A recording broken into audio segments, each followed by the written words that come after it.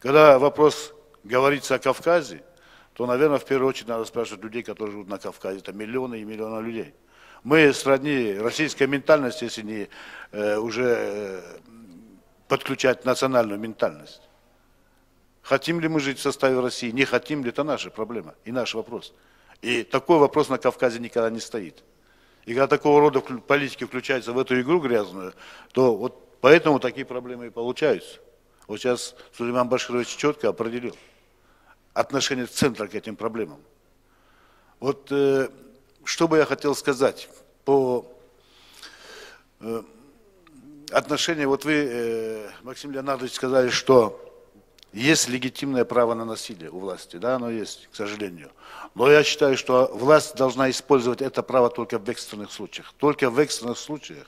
Если все случаи экстренные, то это механизм или это инструмент, он уже не государственный, он антигуманен, антигосударственный. И если из года в год проходит эта ситуация и напряженность нарастает на всем Кавказе, значит методы решения этого вопроса или этой проблемы не те. И решают их, наверное, не те люди, которые должны были решать.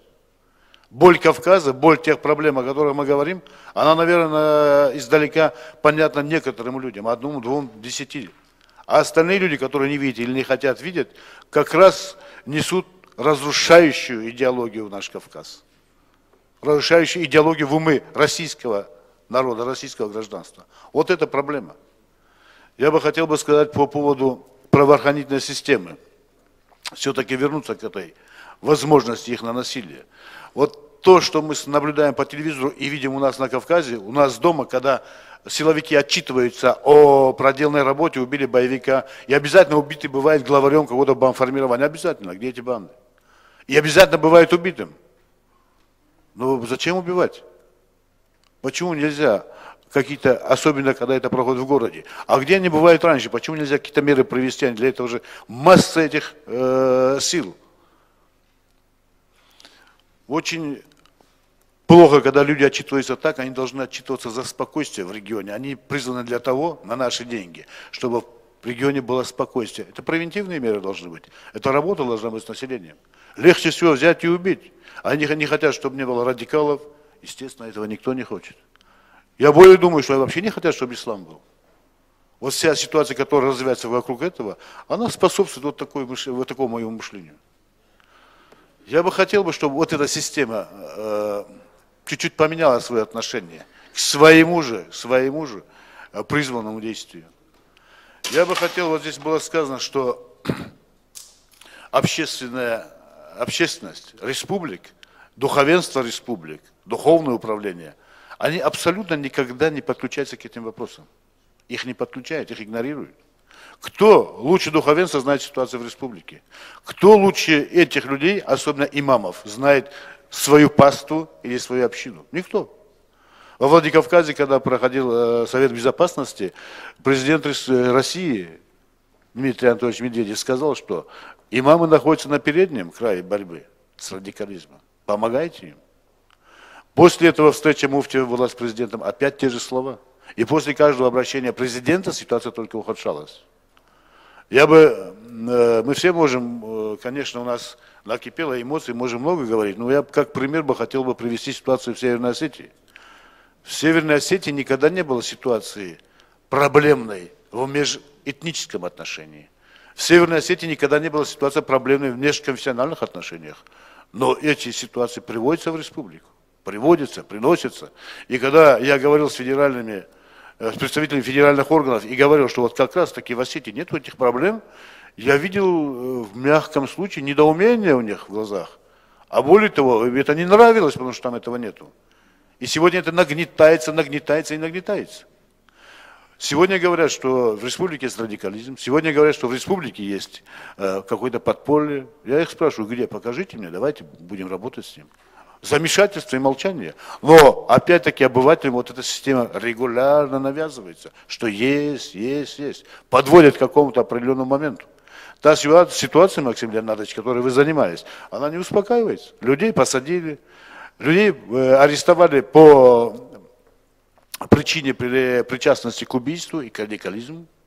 Следствие провело громадную работу 6 месяцев, никаких улик не было. Никакого, вообще, более того, из 18 человек, 12 человек вообще по этому вопросу и не спрашивали. Ни о каком убийстве, ни о каком радикализме. Наркотики и оружие. Это как понять? Их арестовали специально вот в таком режиме, жестком, избили, чтобы вызвать возмущение народа. Это сделано было для того, чтобы поднялся ислам, наши такие. Для чего? Это опять успокоили мусульмане? Мы понимали, что они этого и ждут. Вот эта методика или это ведение подпольной борьбы или прямой, я вот это не пойму. Я очень долго думаю, анализирую, но не нахожу ответа на эти вопросы. И когда на самых высоких уровнях я показываю документы и привожу слова мудрейшего, авторитетнейшего адвоката, который прямо говорит, что это ложь и провокация, и никто не оспаривает его слова, но тем не менее поезд там же. Их продолжают судить, осуждать и отправлять по этапу. Как понять? Мы говорим о гражданском обществе, мы говорим о согласии, мы говорим о стабильном Кавказе, мы говорим, что мы это все хотим видеть. Я имею в виду это слова тех людей. Действия прямо противоположны. Я бы хотел вот два самых сложных момента, о которых я говорил, вот отношение правоохранительных органов и привлечение духовенства к решению этих вопросов. Вот как сейчас говорил Юнусбек Евкуров, как сейчас пытаются сделать в Дагестане, то в Осетии вообще до этого допускать не надо. И мы его не допустим, если мы еще там будем. И, наверное, последнее. Мы все ищем национальную идею. Это уже вопрос к будущей общественной палате, если здесь кто-то присутствует из ее членов. Я считаю, да, искать не надо. Национальная идея – это право человека. Спасибо большое, Хаджи Мурат. Спасибо. Мы надеемся, что те ребята, которых на самом деле арестовали там имамы, муфти, как казалось, носившие в карманах героин, 2 грамма, выйдут на свободу. Мы надеемся, что справедливость восторжествует, и я вам обещаю, что лично я, несмотря на давление и конфликты, буду всегда содействовать миру, согласию внутри осетинского народа. Я считаю, что на несправедливости невозможно построить справедливое общество, справедливые отношения между людьми.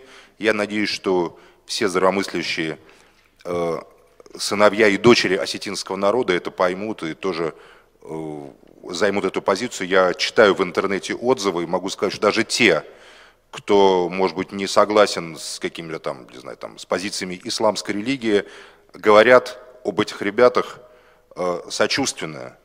И вы знаете, что из разных групп осетинского народа идут уже поддержка, на мой взгляд, растет и ширится. Даже те журналистки, подчеркну это, которые критиковали сначала это все, достаточно серьезно поменяли свою позицию в других вопросах, ни на йоту не отступив, ни на шаг. Мне кажется, что судьба этих ребят может стать вполне консолидированной такой темой для борьбы осетинского общества, в том числе за гражданские права и за гражданские какие-то принципы, которые должны быть в Осетии так же четкие и ясны, как и в любой другой точке Российской Федерации.